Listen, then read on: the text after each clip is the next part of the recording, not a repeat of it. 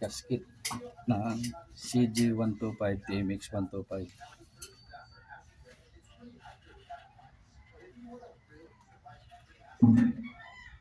Dapat nakikita yung guhit pag mag-cutting ka para makontrol mo yung pag-cut na hindi ka lalayo sa guhit. Dahil ito saglit lang sa akin kasi 2014 pa ako naggaganito. Yung gasket namin sa shop, lahat ganito ang ginagamit kasi mas matibay ito sa yung mga nabibili. Dahil halimbawa nagkamali ka ng kabit, may nakalimutan ka sa loob ng makina, kahit pagbaklas mo ulit, hindi siya mapuputol, hindi siya napupunit. Ito naman sa clutch side to ng TMX125 na Rossi Rakal na mga pang-tricycle.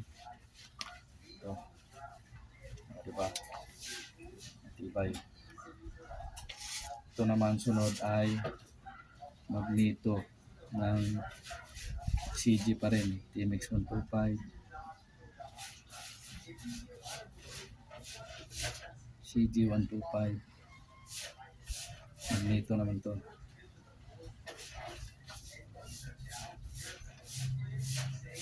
Ito kasi maganda gamitin dahil siya no yung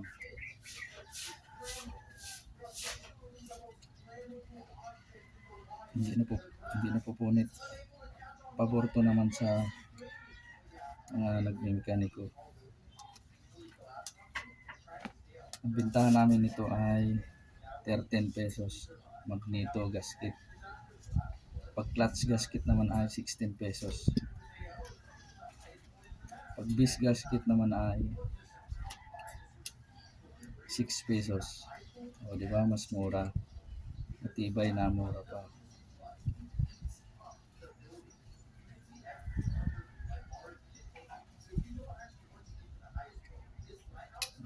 Ito na naman. Original, di ba? Ito naman ay base gasket ng Wave 125.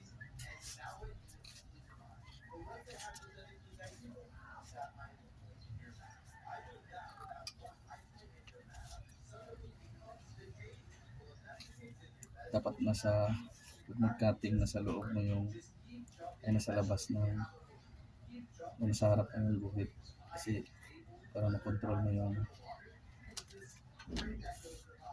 pagka-cut.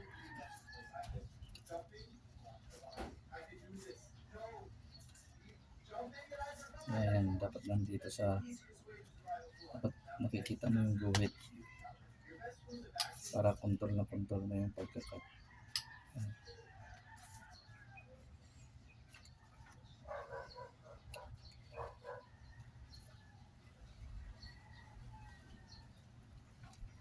Ilang minuto lang nakagawa na tayo ng tatlong gasket.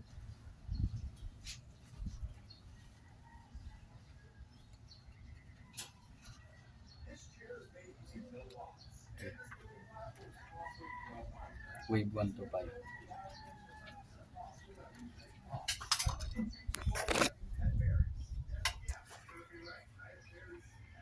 Yan ang nagawa natin. Dami pang kakatingin. Okay. Thank you.